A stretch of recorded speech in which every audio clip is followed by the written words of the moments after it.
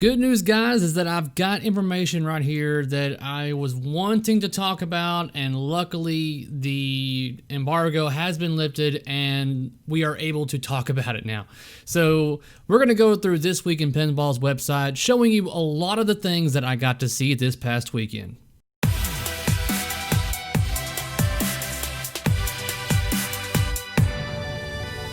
So let's get started. By all means, if you want to see all this yourself, then you need to go to thisweekinpinball.com. If you have never heard of this website, I don't know why you have not heard of this website. I will put a link in the description down below.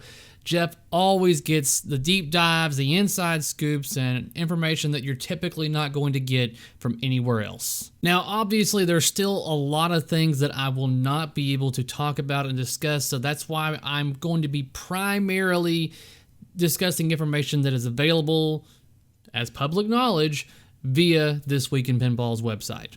All right, so primarily this portion of the website is going to be discussing basically that, hey, we opened up the doors to these 6 individuals, and it talks about how we got to see a lot of the innovations, and that there were leaked pictures and do not show the final features of that cabinet, guys. Let's do a note here. It says the information is being provided to give perspective and context to illicitly leaked confidential information. All VIPs are released from the NDA about anything discussed in this article, which does not include things seen on the tour told to be off limits or prices and edition features. All right. So here is one thing that I wanted to talk about, because this is something that has been wanting to be discussed, by people that worked there.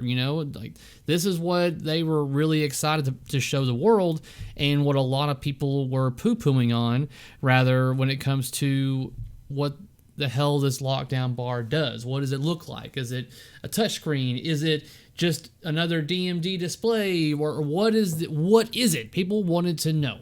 So the cabinet will be a standard size Bally Williams cabinet with a lot of features on there that would be considered to be standard. They have no plans, as of right now at least, on doing wide body. So as of right here, what they're launching, at least this title, is going to be Raza's standard Bally Williams style of cabinet.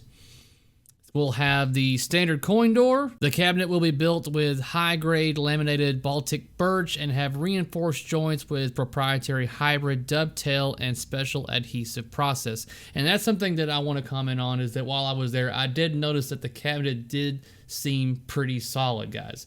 The types of hardware that were inside the cabinet for the leg mounts and everything, the brackets, are the kind that I put on my personal machines to give it more stability.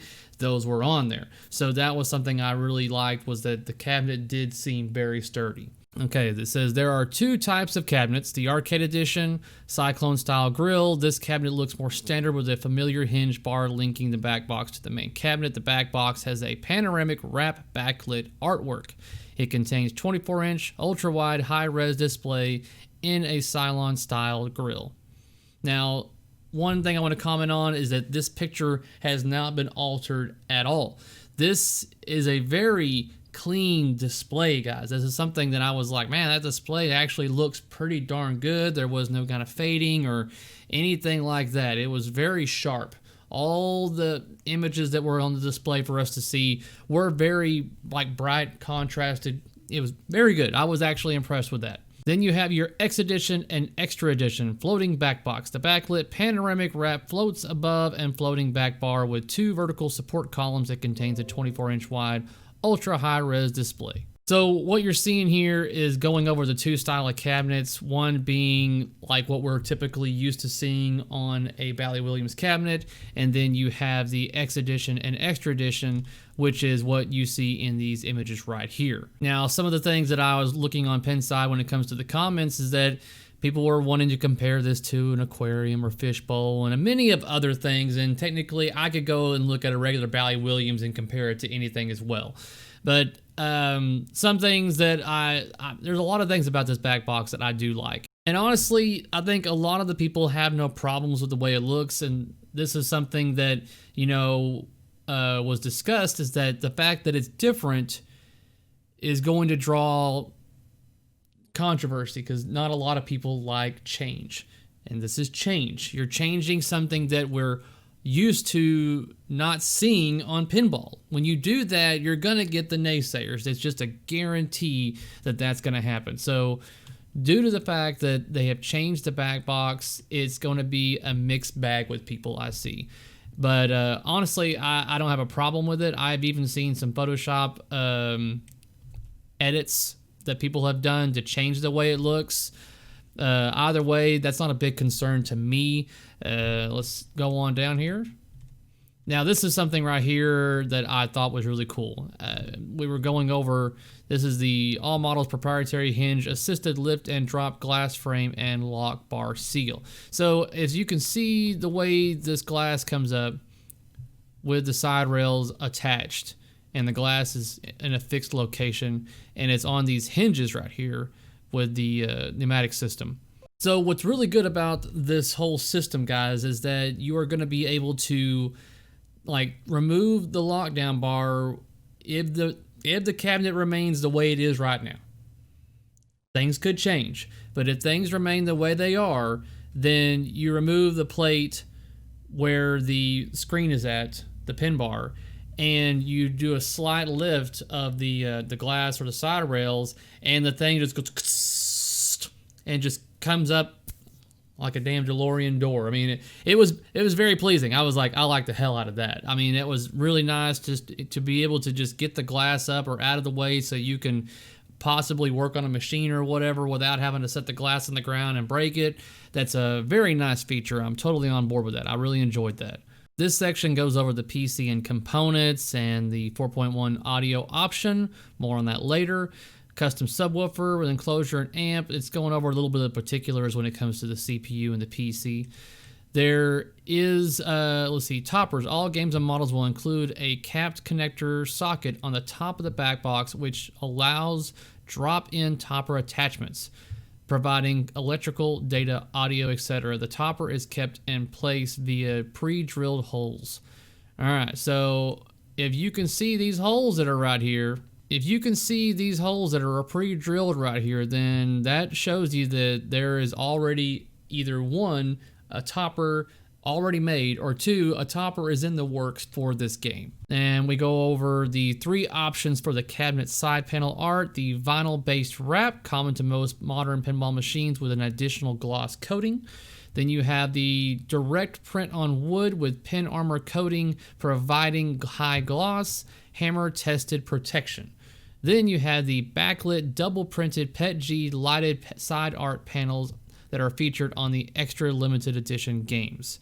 You probably have seen these before on other games. I don't know who makes them, honestly, off the top of my head, but I've seen stuff like this, and if I described it well enough to you, then you would probably think, okay, that sounds pretty flashy and cool. Some other available options: standard glass or anti-reflective, fingerprint resistant glass, additional GI lighting to underneath the glass frame provides variable diffused lighting of the playfield area, 4.1 audio option. More on this below. All right, the tour group saw some, but not all of these features. The lifting glass top worked smoothly. We did not see the Cylon style grill with the panoramic wrap backlit artwork, but did see the floating back box with the panoramic wrap backlit artwork as pictured above. The backlit side art panels that come on the extra model are due to arrive at Deeproot this week. So the extra model that we saw had placeholder vinyl-based wrap for the sides. Now let's talk about the pin bar. This is the word, and they trademarked it and everything. This is what Steve Bowden was really wanting to talk to people about. So whenever he's talking about the rules of the game, it's going to really be implemented into the pin bar. So let's go over the pin bar now. The most intriguing innovation on Deeproot pinball machines is the pin bar. The pin bar is a horizontal screen on the lockdown bar area of Deeproot pinball machines and comes standard on all Deeproot machines, regardless of the title or model. So this is something that they're going to be implementing into what seems to be all of their games. This is going to be their primary thing that sets them apart from other manufacturers is implementing this pin bar into their games when it comes to form and function and everything like that, rules and all that kind of stuff. And we can show the pictures right here to give you a better idea what all you can do with it.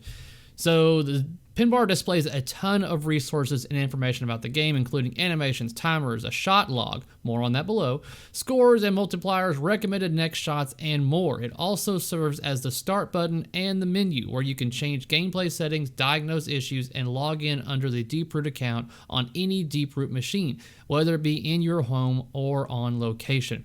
Now, these were some of the questions that we brought up definitely whenever we were getting shown this was, okay, this is all good for home-based stuff, but what about locations? Are people just going to be able to go into settings and change different things and stuff like that?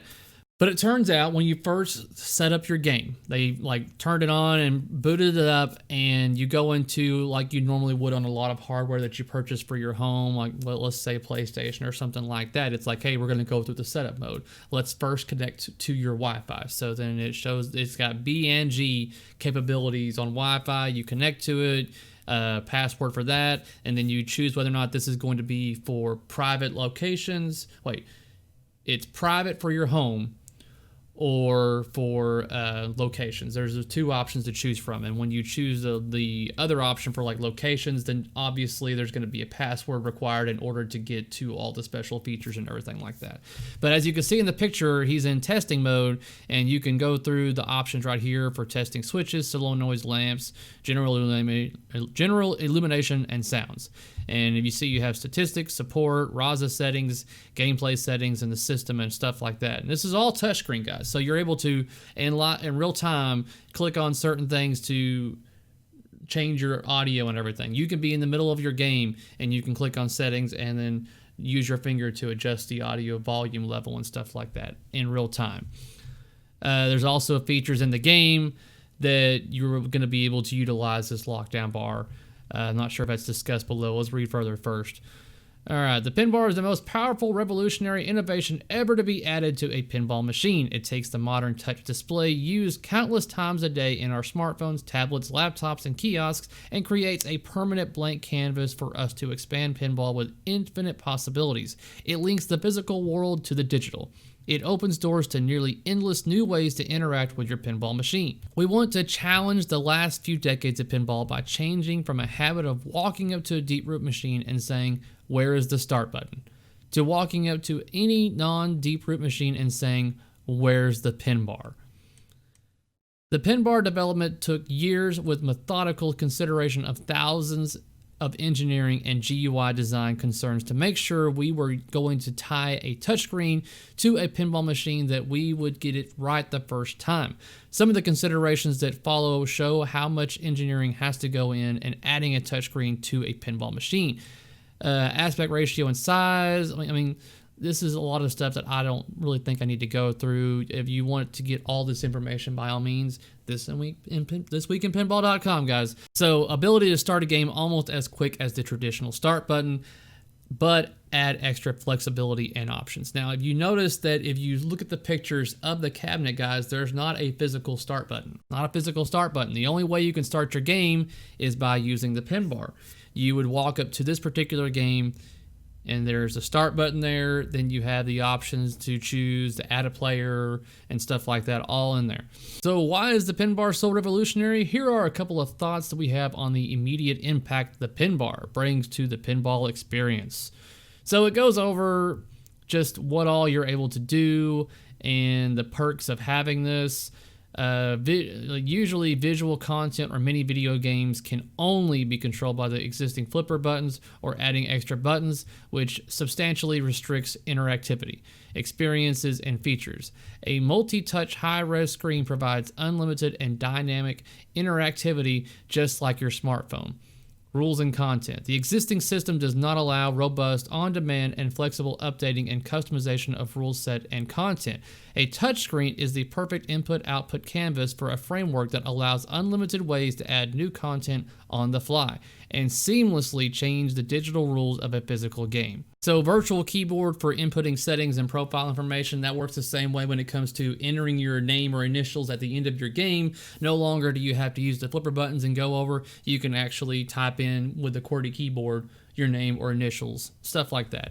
But if you have it for home use, then your account's going to be connected and you no longer have to insert your initials anymore anyways, because you have told it that you are the person playing this game. So that's another thing that's pretty cool about that. Number of players, settings, skill shot, shop store concept, inventory management. So things like this, guys, it's mentioned in here. So like during the game, whenever you go to the Atomic store and you can use your tickets to buy items, and these particular items are perks on the game.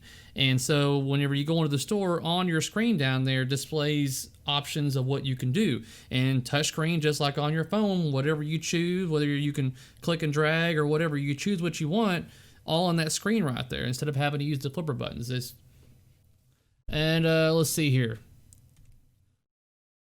All kinds of audits and maintenance screens for operators out there. There's a whole bunch of features, guys. I don't want to go through all of them, so by all means go to this website and read through it yourself. I'm just trying to give you a lot of the basic stuff here.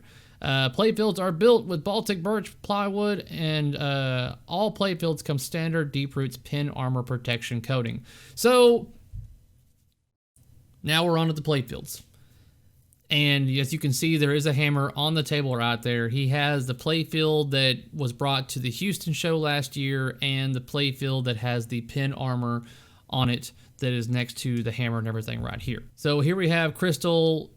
She's in on the demonstration right here to show the hammering that was done with the playfield, as well as dropping a regular size pinball and then like another pinball that's like, I don't know, 5 to 10 times the size of a regular pinball in weight and everything.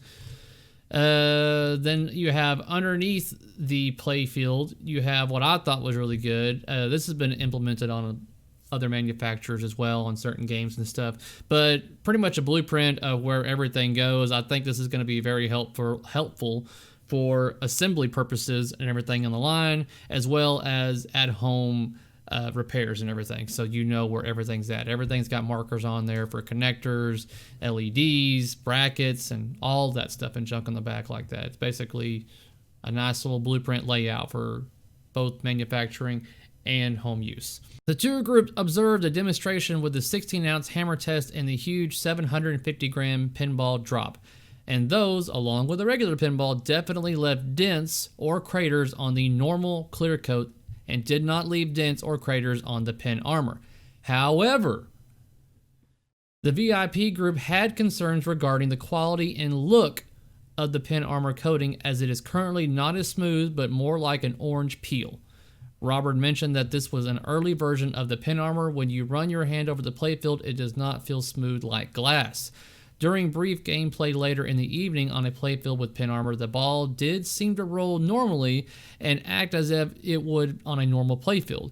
There was no noticeable unusual changes in ball activity on the pin armor. So, like it states here, there is an orange peel effect. So, that's up to subjectivity when it comes to that, if that's something that you want to see or don't see on your playfield, but this was brought up, obviously, because he mentions it right here, and hopefully this is going to be getting better down the road with further testing and troubleshooting to get that closer to what we pinball enthusiasts would prefer on our playfields, a nice smooth glass surface. But as far as protection-wise, yeah, it was there. Yeah. Audio, this is all going over the 2.1 audio system as well as the optional 4.1. As you can see, there are speaker grills down here for audio in the front area. And let's go down to electrical. It talks about the custom power supply and the computer that's inside it. Let's see here. They're also going to be going over, this is a lot of stuff. I'm actually surprised that we're able to talk about this much stuff. But there is a lot of discussion about how they have this device that is able to retrofit and attach to the bottom of your pinball cabinets, theirs as well as old ones. And one person setup convenience changes a safety issue into a safe, easy way to set up or break down your pinball machine. All Deeproot machines come with the attachment plate already installed on the undercarriage of the cabinet. The attachment plate should be compatible with the majority of other standard body machines. Once attached to the attachment plate, the appliance can be extended to guide the lowering of the front of the machine from the seated position, lifting the back of the machine to install and bolt the rear legs, and vice versa. Once done, the application can be stored underneath the machine or removed. This one-person setup is expected to be demonstrated during the upcoming Virtual Pinball Expo. Deeproot also is working on an assisted leveling guidance, prompts you whether to raise or lower each of the 4 legs to put the playfield in factory preset 6.5 degree level position via the Pinbar. So that's also pretty cool right there, guys, is that you're going to be able to level your game because the game is going to tell you what to level. That's a pretty interesting thing right there. Special foot locks make adjusting the legs easy so you don't have to use the turtle approach when climbing under and lifting the machine with your back to adjust the leg height. I'm sure many of us out there have done this, so this is also a cool little feature. The Pin Pod. Now the Pin Pod was one of the first things that we were shown. Look at this. This is a very massive crate that they put together in your machine. We'll go down some more pictures right here to show you what it looks like inside of this. I guess that was it. Okay, but it's all it's well contained. I'm not going to deny that it's well contained, but this is an option. You do not have to have your game shipped this way, but this will be an option for those of you out there that do want that extra protection on your cabinet, as well as the ability to reuse this, because this cabinet is not strictly for Deeproot machines only. So if you actually want to spend the money to buy this particular pin pod, you can use this for other machines as well. It's not only for Deeproot. It's adjustable inside there, so you can use other machines. Anyways, this is an option, but there is an extra cost to it. All right, let's see some features Deeproot is planning for 2021. There's a lot of stuff there that doesn't need to go on over. Software-wise, this is going over a lot of other specifics with the software and everything. A lot of this is just a lot of words that I'm sure a lot of you don't want to hear me just read to you, so I'm not going to. If you want all this information, by all means, go to thisweekinpinball.com. And this is what I was talking about earlier. We offer a simple admin end-user security system. Access to machine settings requires a 2-step authentication process. First is physical security by requiring the physical key and coin door are open. Second, that a 4-digit PIN is known and entered. Admins can only change the environment setting to home use or private, or event or location use public. That applies preset settings to protect your game. These affect access to settings elements of login and log out. Omni Channel. The Omni Channel allows you to access your scores on Deeproot machines and log in to any Deeproot machine wherever in the world, even if it's not connected to the internet. What? Huh. That's interesting to be able to log in if it's not connected to the internet. Okay. Pin access. This is a web and mobile offering by Deeproot that brings scores and leaderboards and other community features to Deeproot owners and players as described by Deeproot. So it's basically an application that allows you to see how you're doing compared to other people that are playing the game, because the game records where your shots are going and what you've done. And that's gone over right here in the shot log and scoring features. Once again, a lot of words here. Don't need to read it to you. 3-model system. That has gone over right here. And future plan titles. Holy snap, they're going to go over these too. Okay. So, Fire and Brimstone concept. Relive the Old Testament alongside the prophets of ancient times. Build up faith or suffer the fire and brimstone of the wrath of God. Features. First multi-denominational religious pinball game. Food truck. This is Oursler's design, and that's going to go over a lot of stuff. Merlin's Arcade. The Who. Gladiator. You can Yeti. Let me see here. Notice the TM logo right there? That is a, let's see here. Ah, here it is. Features. Who doesn't want a sequel to Whitewater? Okay, that was one thing I wanted to make sure before I mentioned that it was clarified on here. So, yes, this is going to be a sequel to what we all know as Whitewater, but a little bit of a different thing. So, it's kind of curious to see where that's going to go. Machine Age. And a to-be-determined title, Magic Girl, that we're all interested in. And then, Hey You Guys, 2021. So it says, Hey You Guys, and then it goes over 80s movie license, popular, yeah. So he doesn't say what the title is or anything right here, but he kind of does. It's a very big line right here that it should tell you stuff. Yeah, so I believe that is a damn good bit of information, guys. So even though they didn't do, their launch did not go as planned. This is not the way they wanted it to go, but they still did show you a lot of information here. There's still a good deal of info that I cannot divulge that was shown to us, but this is definitely, I just feel better that this is out.